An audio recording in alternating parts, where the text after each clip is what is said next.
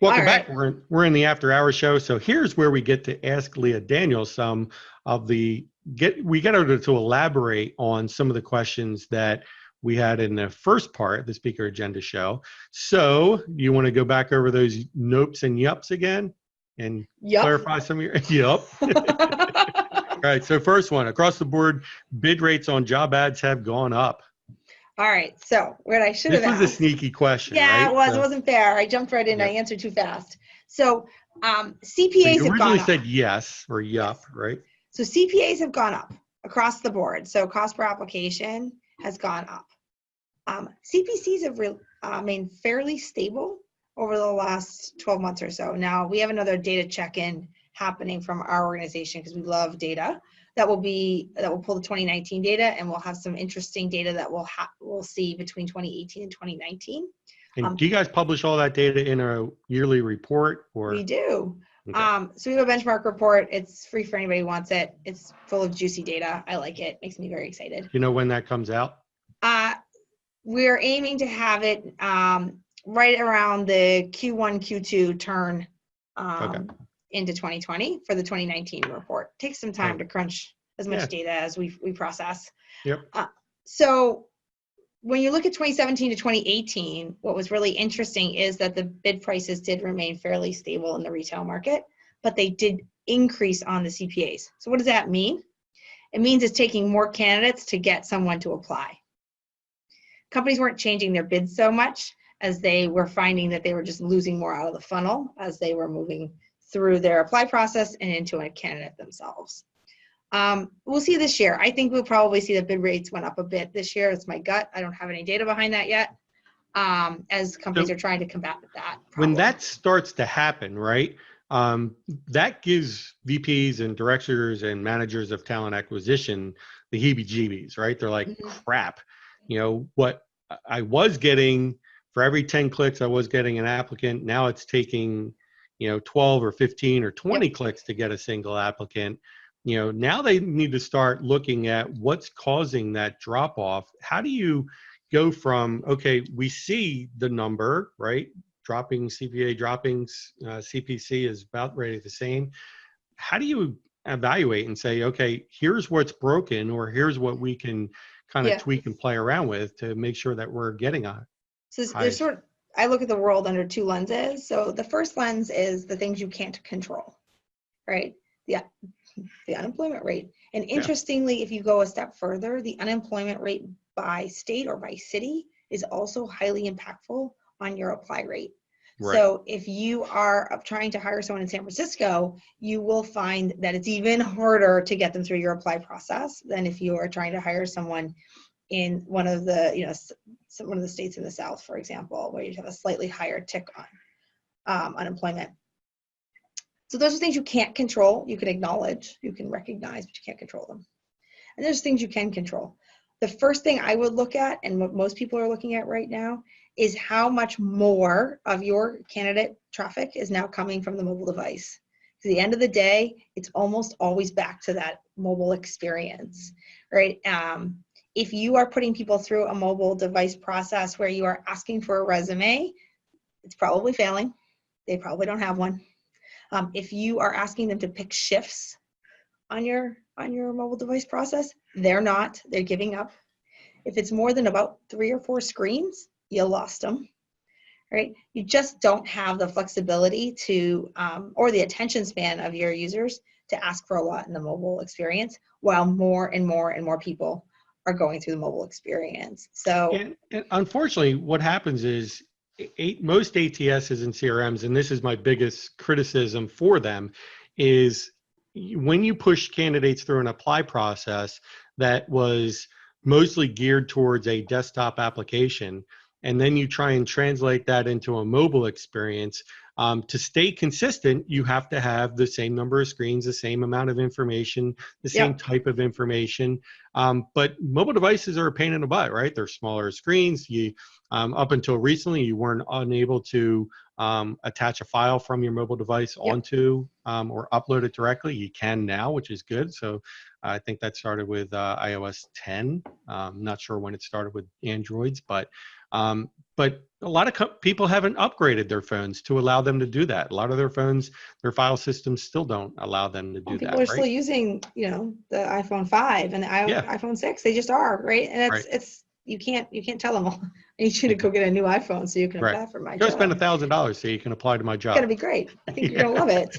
But I think there's also sort of a piece here that we are talking about, which is people's attention span on the mobile device is just less. Yeah. It's just less. What you can get from someone sitting down, usually at noontime on Monday, applying for your job, right, at their desktop is just a much more focused experience, where a lot with the mobile device is very fleeting. So if It's you it's have so a so quick, interesting because it's fleeting in some formats, right? So I did tons of tests where I would have a 30-second job advertisement, if you will, and then like a full 30-minute or 15-minute job description with that hiring manager. And they'll watch the 30-second job ad, no problem. It's only 30 seconds. It's not a whole lot of investment. But the drop off from watching the ad to actually taking an action of applying was huge, right? You still much better than just a text-based job ad, but I was maybe getting 20-30% higher click-through rates. Mhm. But my application rate on a full career webinar or video job description was astronomical. I mean, I was getting like 60, 70, 80% application Completion. rates off of a video job description that actually answered a lot more of the questions that most candidates are going to Interesting. have. I mean, that's amazing. What we see in the market is the majority of candidates enter the process not from going to a job site and searching or going to your website and searching, but actually from an email that comes in, right? Hmm. And I have to wonder, is part of that attention span just because it's not an action I took and went to the job site and searched? It's because there was an email job alert that got my attention, but the timing is not great for me So is to that sit and pay attention. candidates that actually went into their talent acquisition or their what the heck? Oh, just brain farted there. They just went into their email, like a job Right, alert but that how did they landed in the get email. into they got a job alert, they Yeah, went to a company page, they signed up for job alerts, or they joined the talent community. That's the word I was looking for. So they joined the I hear talent they're community, called they signed up talent for job lakes alerts, now, and then they Jeff. got an email and then they applied. Yeah, so they joined a talent community, a lake or pool or whatever they're calling these things these days, river or Yeah. stream. Um, it's so many words. Or they signed up for a job alert on a job site that they have visited at some point in time. But whatever the sort of source of the job is, it's come through their email, right? And so they're in their inbox. They click on it because the title is interesting or the Yeah. job alert is interesting. So I think in some Well, I, large I see part job that's boards sending those out, like Indeed, Monster certainly does it, Career Builder does it, but I don't see too many companies actually following up with their job alerts. And it might be because their job volume is so low, right? They don't have similar job titles opening up every single week, or every month. But I'm not seeing a whole lot of companies really take their talent communities or their job alerts seriously and actually right.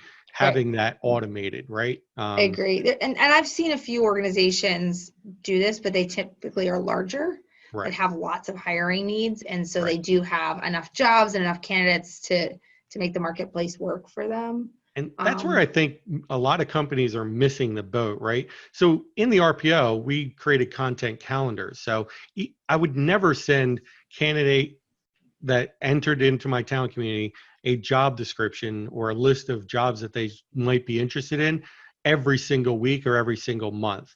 I added them to various types of content, whether that is here's some frequently asked questions about the interview process at some of our customers, or do you know how to interview properly over video, or whatever. We give them all kinds of tips and tricks. We put that into a content calendar, and then maybe once a week or once a month we would send them a job description also, or a job alert also. You can't just pound them with job ad, job ad, job ad. It's really interesting because so I'm falling on two sides of what you just said. On one hand, I agree with you. On the other hand, I actually don't. And here's why. Email has evolved, and now we see, like, for example, in Gmail, which about half of of candidate traffic comes out of Gmail. That's coming off of email. that has these tabs, and they hide all the job alerts into this promotions or whatever the label they're calling it nowadays, updates. And so to some degree, I'm not sure it matters. I don't know if it matters if you're filling it with good content, because I don't think they're reading most of that. I think what the reality is, you could spam them with a job alert every day, and they'd only see it once a month anyway when they go and check in. So some of it's about timing, in which case, I don't know. It's just a theory. I don't have any data behind it. Yeah, Sort of I don't know. I mean, granted, I would say that 80% of the people are not going to read your newsletter or talent acquisition, job alert, whatever. But the 20% that do are probably more active or semi-active as opposed to passive, right? For sure. And that's actually should be a trigger, right? It helps you stay compliant with spam laws and GDPR, because you're constantly sending out information to them. If you just email them once a year, you're not compliant. So you do have to stay in front of them. It does help you be brand aware, right? Yeah. It helps with your employer branding. And you can make it a short little 2-sentence. It doesn't have to be 10-paragraph newsletter. Yeah, for sure. Yeah. But I think you're right. If you do, another way you could approach it is simply do content only. And when you see people clicking on it, you can have a flag in your database that means that's an active person. Right. Tag them in your DB. Right. They have a behavioral indicator. It tells you now's a good time to start sending in the email. Most ATSs and CRMs can't do that yet, but it is definitely a marketing tactic that I can hope. We'll get there. Yeah. So one of the next one on, it's always best to have the lowest bid rate for a CPC ad. So I always went cost per click. So when I was in RPO, my biggest thing was, how much did I pay for that resume? If it cost me more than $1, I didn't want it, because I knew I could add another resource that I could get it cheaper than $1, right? So what are people chasing now? If it's not the lowest cost per click, what are they chasing? Well, so let's start with lowest cost per click, right? So the market itself, if you call lowest cost per click, the good news is you're going to pay zero, because you'll never get clicked on. And that's the problem, right? The whole market is really being driven by demand. And if there is more demand than there is supply, like there is right now, and you're chasing, you know, good, cheap, or fast, right? It's one of these things, right? You want it cheap, that's great. Pick two. Can't have all three. And sometimes right now you can't even have one. You just can't run it cheap, because unfortunately you're going to end up with nothing, right? So you can have cheap, but then you can't have volume. Right. You won't get nothing. You'll get nothing for it. So you have to find programmatic. Correct me if I'm wrong. That's where programmatic helps you manage that. It'll kind of say, okay, this is what clicks are going for.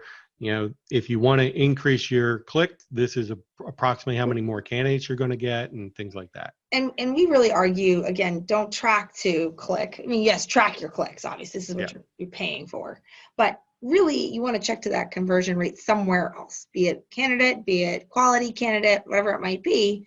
But if you're tracking to something down funnel, what you'll find oftentimes is your price per click will go up for your cost per candidate to come down, because your match relevance will go up.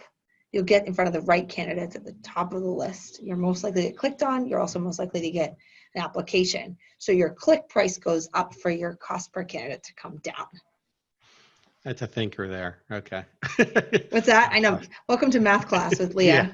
It's like I need some kind of algorithm to figure this out, right? Yeah. So well, and that's the whole point, right? Like, and that's why it's hard. You got to have, in the absence of technology here, you can't do this manually. The size of the spreadsheet and the macros are going to be enormous. And that's what I was doing. I was doing everything manually. There was no programmatic solution back when I was doing a lot of this stuff.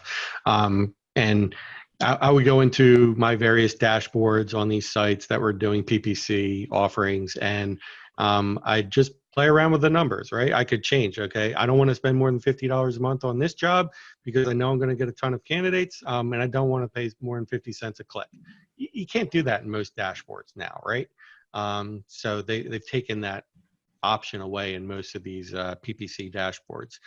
So I did have one other question. I'm going to skip the rest of the Open You Up because there's mostly softballs, but have you seen any kind of impact in how video is being represented in job ads today? Have you been able to track any kind of impact that video is having on job ads? We haven't seen enough of it yet, I think, to have a perspective on it. It's interesting because, like I said before, right, I think titles should be driven by candidates and the behavior a candidate will commit to, but content is really about a marketer's perspective. I think that, as companies, if you want to be ahead of what you're doing, you need to try different things. And the reality is you have different audiences, right? I think that there is an argument to A/B test or even run multiple of the same job, right? So that you have one that's a text-based and one that's a video-based, right? If you find, for certain demographics, they want the video. The other ones, they want to read it. Yeah. Right. It's sort of like besides Monster, are there any other job boards you're aware of that offer video as a format? I haven't seen it so many in the job boards. I've seen various tools in the market that try to help companies advertise that way. And they often run into some challenges trying to distribute to the job site or in staffing through the VMS system even. How do you manage through that, which is another challenge, right? This is where technology can't keep up. The infrastructure technology can't keep up with the new technology that companies are looking to adopt. So it's definitely some challenges we've got. Yeah, I'm starting to see it filter down into ATS and CRMs. They're being a lot more accepting of a video landing page, video job ad, video on the job ad. Smashfly just offered something where it's native video. Obviously, one of the problems that I have with tracking video is putting a video inside of the LinkedIn newsfeed. If you do a native video and you actually upload it, you're limited to 10 minutes, which is not a big deal for a video job ad, but you lose a lot of the tracking that way. You might get a ton of candidate traffic, but it's very difficult to track because there's no, unless you put a bit.ly link on it or something like that, it's difficult to track what they did. And then a lot of people are posting it to YouTube and it has better analytics, but you're not able to track the conversion that way. So. And it's the same thing I was just saying, right? A lot of this is, the infrastructure that exists today just isn't able to keep up with the new technology that companies are looking to adopt. And so it's much like programmatic, right? We have worked extensively with a lot of sites out in the market to get them up to basic standards to help facilitate a programmatic ad buy. Because a lot of them just weren't built that way. They weren't built for that sort of use case, and customer demand has driven change inside the job sites. And so we are slowly walking down the path of where, we know we're all going. It just takes a while to get the infrastructure to catch up. All right. So last question, and then we'll kind of wrap it up, is what's the one thing that companies can do to have the biggest impact on their 2020 budgets? The one thing? One thing. I mean, I would. For advertising. Well, I'm biased. So I would say the one thing you could do externally is what we were talking about before, which is don't pre-commit to any one place, but think about how do you build a holistic solution that can adapt to the changing environment that we have in front of us in 2020. That's my external view. Internally, I think that there are 3 or 4 things you can do to fix your internal process. But if you're going to pick one, make sure that mobile device works. Yeah. Mobile. Mobile. Can't say it enough. I've absolutely got in front of groups of people with my phone going, this is not a fad. Yep. This is not a fad. It's hard to believe you have to say that now. Oh, I'm still saying it. Everybody has one. I mean, this is ridiculous. Well, I think you sort of hit it before. The ATSs, right? The ATSs fall in 2 groups. One of them are for really big companies and they're compliance based, right? They're built around compliance. And that means that I know that means the candidates are the last thing they're thinking about. Right. And then the other group are, don't care about compliance. They're for the SMB, and they're actually really good at supporting the candidate experience because they know no candidates, no customers, right? They have to support a really great candidate experience. And so when we talk about ATS and the challenges of the mobile, it's generally not the SMB. It's really the big guys where it's not the primary driver of why an ATS exists in the business. And companies really have to fight for having good candidate solutions. And that's why all these CRMs exist, and why, increasingly we're seeing these acquisitions happen, where the ATSs are purchasing and acquiring various CRM systems to really beef that part of their system up. So do we miss anything in this conversation? We covered a lot of ground here. So I don't know. I don't think so. I think we got it all. Okay, man. Leah, thank you so much for being on the speaker agenda this show. Certainly helped. Appreciate you being on today. Thanks for having me. Words? Any last words? No, have a great 2020, everyone. And happy Halloween. Today is Halloween, even though nobody's going to see this for another 2 or 3 weeks. So I know. I almost wore my costume. Yeah. What were you going to be? Carmen Sandiego. Carmen Sandiego. So I was a lava god at our Halloween party. I feel like together we could really tackle the world. Yeah. You did send me a picture, so maybe in post No, that was not a gift. I'm putting it in there. I'll put you right next to my lava god, though. Okay. Yes. So, all right, I like it. All right. Thank you, everybody. Make it a great one. Take care. Thank you. Stick around, Leah.